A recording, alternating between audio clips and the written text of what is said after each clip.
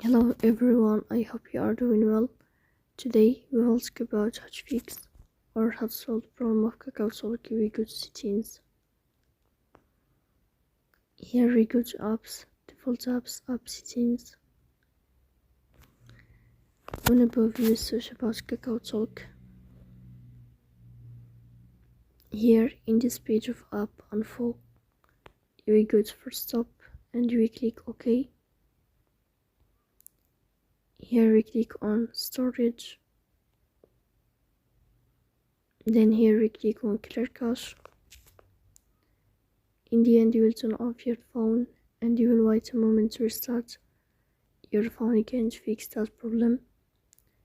So that's all. Don't forget to support us by like and subscribe. See you next time and thank you for your watching and your attention.